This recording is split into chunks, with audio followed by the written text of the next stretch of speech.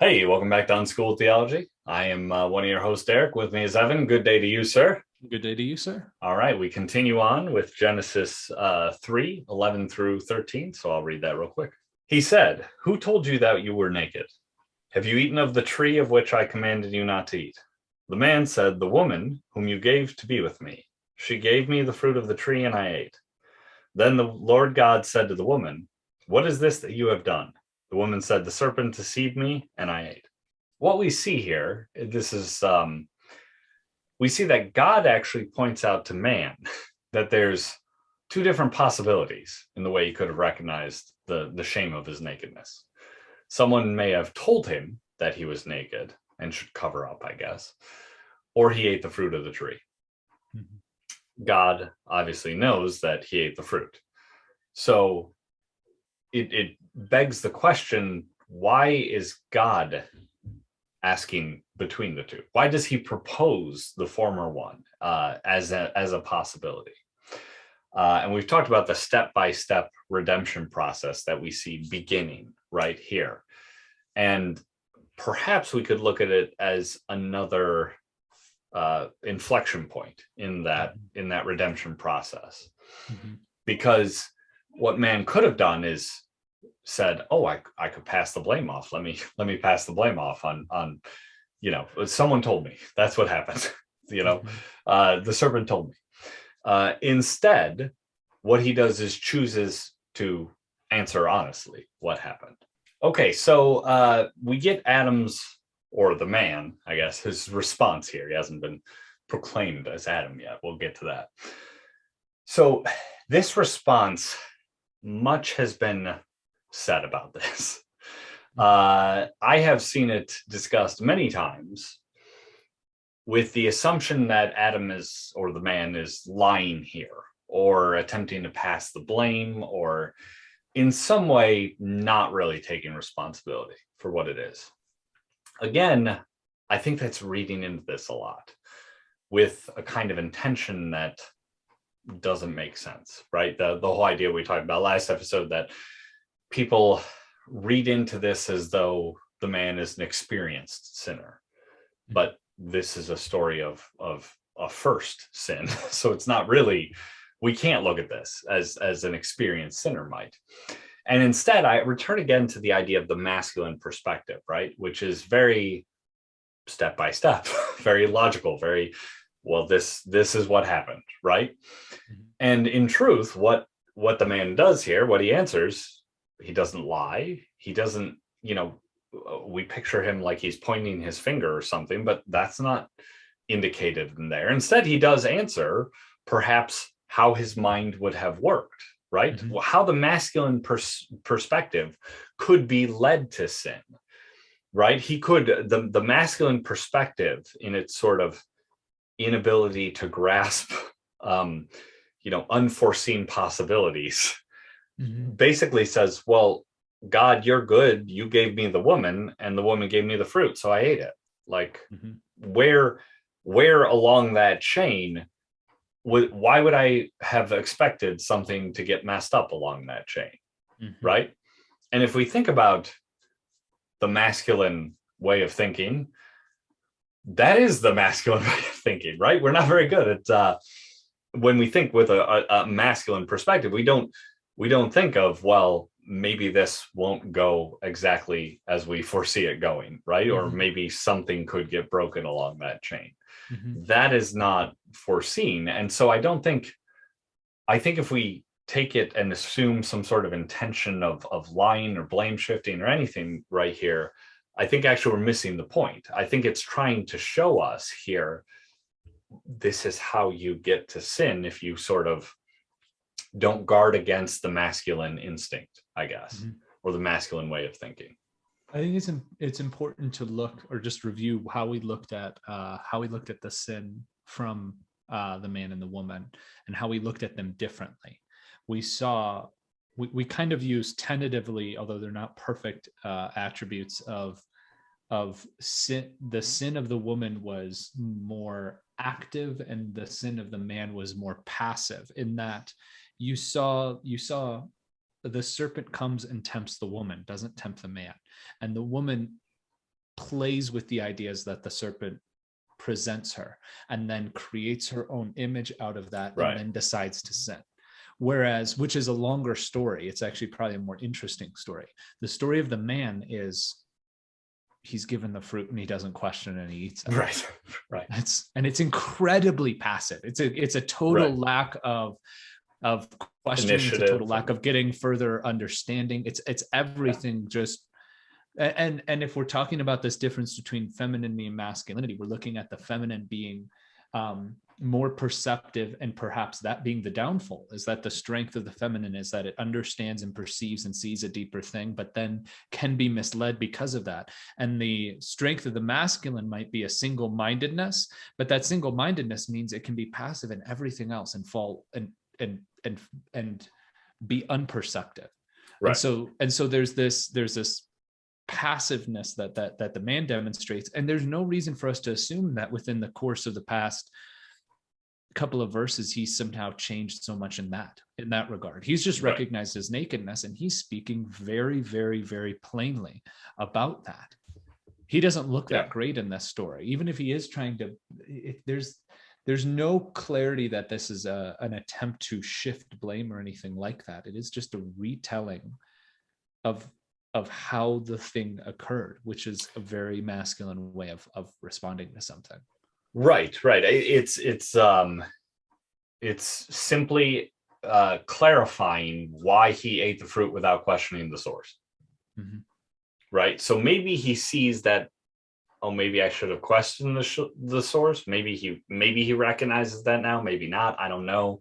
Clearly, we looking at it can say, oh, that was his flaw, was not questioning the source.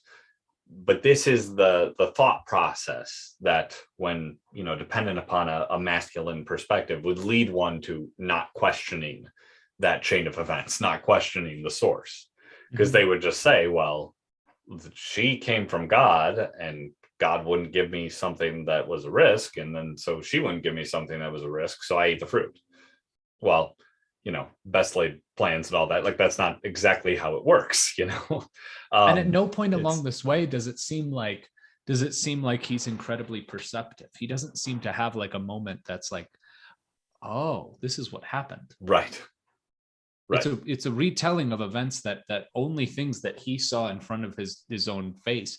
And I mean, we go back to, was Adam standing next to Eve when she was tempted or not, with him in the garden? We're not totally sure. And it's irrelevant. That's relatively ambiguous. Yeah, and it is irrelevant. We're not given that detail, so we shouldn't make assumptions one way or another, right? Exactly. And he's simply retelling in a very simple-minded manner. Right. So then we move on to the woman here, and the woman is asked. It's interesting because God asks a very different question, which sort of implies a bit of you're going to have more understanding of this when he asks her, what is this that you have done? Right. That's interesting because that God was very specific in his questions to the man. Mm-hmm. Which is how you should address, a masculine perspective.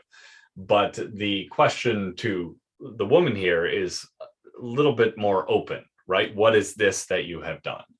Mm-hmm. And so it's interesting. She doesn't actually address the giving the fruit to the man. That part is not addressed. It's almost taken as like a given. Well, if I eat the fruit, of course, I was going to give it to him, which is interesting. You can go back a few episodes where we talk about that curious little twist in things. What she does, though, is admits to being deceived by the serpent. And that's very interesting because it does a lot of things at once, right? I think it answers for the why she hid, right? Because she has a better grasp of her nakedness. Her nakedness was the ability to be deceived by the serpent. And it does take some responsibility. It does, when she says, I was deceived. And she is saying, I'm a person who's able to be deceived. And it also gives an account of what happened, right? The way the man did. And does also just by simply saying, the serpent deceived me and I ate. And that's once again, this is where people act as though she's standing there pointing at the serpent saying, well, it was his fault, you know? And again, we could really look at it just as easily, and maybe this is the appropriate way to look at it, is with head bowed in shame, saying, the serpent deceived me and I ate it, and that could just as easily be how you read this. And I think I look at it a little more that way.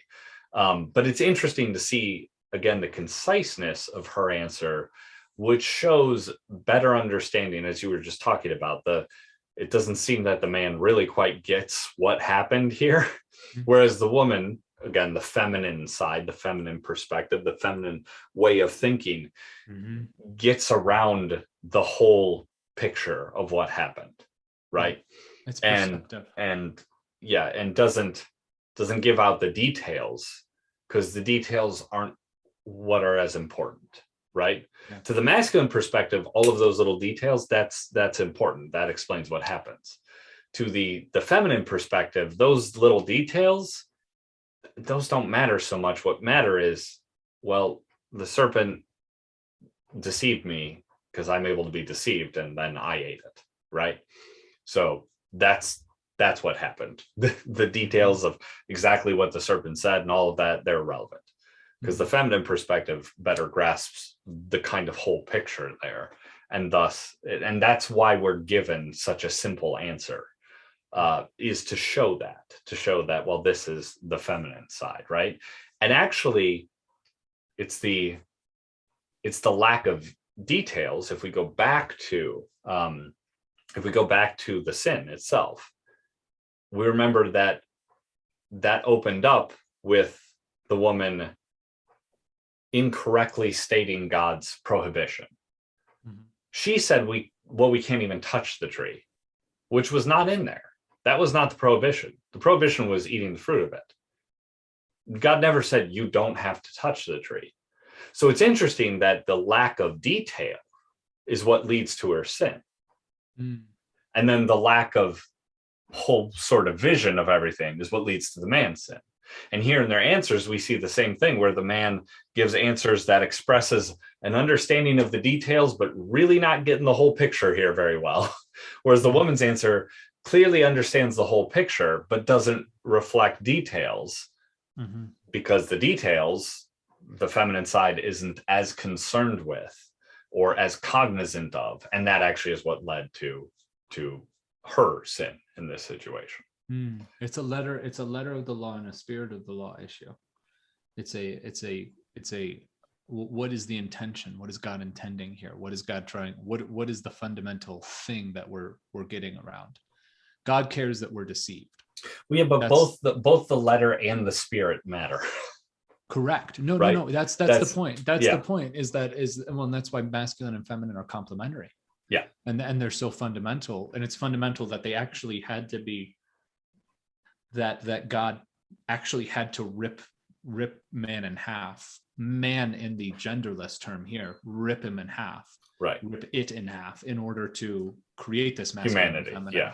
Yeah. Right, they had to rip humanity in half. Human in half. Human in half in order to establish to create the that. man. Yeah. Because the two can't coincide. Instead, they actually need to interact. Right. And then it shows both of their shortcomings here. Right. Yeah. Right. Yeah. All right, but we did talk about too the idea that while the human was split in half, we have these both sides in all of us, right? We have a feminine and a masculine side in all of us. So really what we want to take from this is that we're both susceptible, or we are all susceptible to both kinds of sin. But all right, well then I don't have anything else on that, unless you got anything else. We can move on from there. Yeah, I think we can leave it there. Yeah. Okay. Real quick, next episode, we are going to talk about the serpent. But before we get into that, I just want to point out at the end of this episode, I think, the idea that God doesn't go on here to then, as he turned from the man to the woman, ask what happened. He doesn't turn to the serpent and say, why did you do this? Right? And that is interesting because I think it's a lesson towards us, not that God is susceptible or vulnerable to the serpent in any way. But it's interesting to note that he doesn't allow the serpent to speak, right? And perhaps that's the lesson here, is that maybe it's best to not let serpents speak, right? You know, the woman's problem was engaging with the serpent. She answered the serpent's question and had a back and forth in exchange. And all God does is, next verse we'll see, he curses the serpent, but the serpent is not given a chance to account for itself. There's no interaction. That doesn't happen. And so maybe the lesson for us is don't engage serpents. So that detail remains in it, that the serpent is described as being a crafty creature. We talk about the sparseness of detail, and that warrants remaining is describing him that way. And then it does warrant understanding that God doesn't look at the serpent and speak to him, and he doesn't. There's a way in which it's like, well, maybe he understands it's in his nature that he was going to do that. That was going to be, and the man and the woman are the only ones who are held to give an account of what was going on. And the serpent, there's no reason to engage and have him give an account. Yeah. Well, and maybe behaving in the pattern of a serpent, there's no, I don't know, not that Adam, well, I guess the man and the woman are giving kind of a justification. You know, it's not a good one, but it's not. They're giving an account. Yes. I think that's in the real definition of an account, as in a recalling of what took place. Well, yeah, and also it's almost as though like their error, that there's, I don't want to say a good reason, but there's something about their reason for doing what they did that like makes sense. You know, it's like, well, it's still not the right thing to do, but it's not like willfully breaking the order of things. They didn't set out to break the order of things. Well, whereas the serpent sets out to break the order of things. And that is, it's like, well, that there's nothing you could say there that's of value, right? It doesn't matter what reason you had to break the order of things. You just don't, you don't set out to do that. We just watched the Dark Knight movie. Megan hadn't seen Dark Knight, so we watched that for the first time. Oh wow! And that's the Joker in that is an incredible encapsulation, modern encapsulation of evil. Just genuine evil. Not because there's no other motivating factor. And there can't be seen any other motivating factor. There's no explanation. He can't be bribed. You can't pay him off. You can't just give him what he wants. All he wants is, as said in the movie, some men just want to watch the world burn. It's like that's what's presented here, And I think it's significant as we're talking about the blame, just going back to the blame thing as we talk about this. God doesn't point out to man and woman and say, why are you blame shifting? Why are you shifting the blame to each other? He doesn't do that. He simply takes the account and God curses them. So there would have been plenty. Well, he curses only the serpent. Oh, he curses the serpent. Yeah. There are consequences. The consequences, but only the serpent is cursed. Is cursed.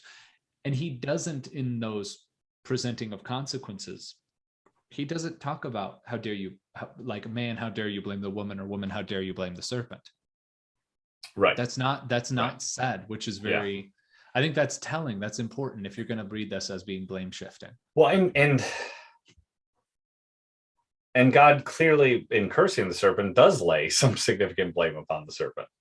Correct. Which is where, and by not cursing the other two, it's kind of like there's something understandable about that. Mm-hmm. So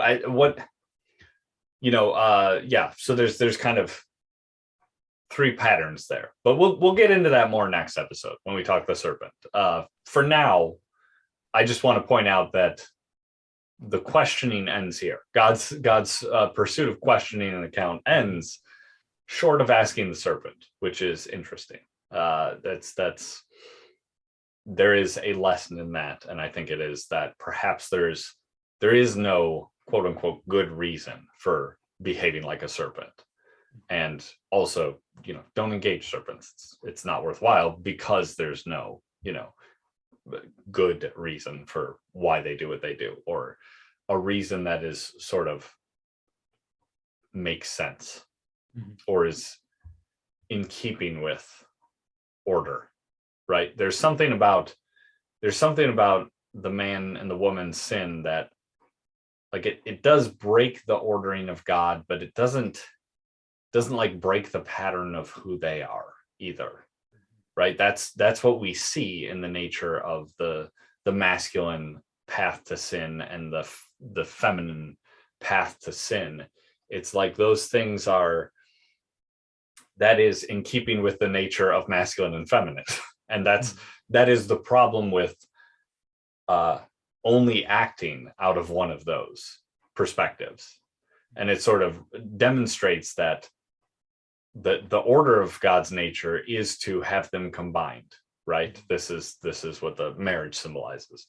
The order of God's nature is to have them working together. So while they didn't, they broke perhaps the order of working together and balancing the weaknesses of the other, the feminine balancing out the weaknesses of the masculine and vice versa. While they definitely didn't do that, they did behave within the order of like their individual perspectives, I guess. Whereas the serpent does something wholly different, where it's an intentional acting outside of the order of things, or trying to break that order of things. So yeah, serpents, not good. That's the final lesson there. All right. So with that, like, subscribe, follow, review, email us unschooltheology@protonmail.com, and we'll catch you in the next one.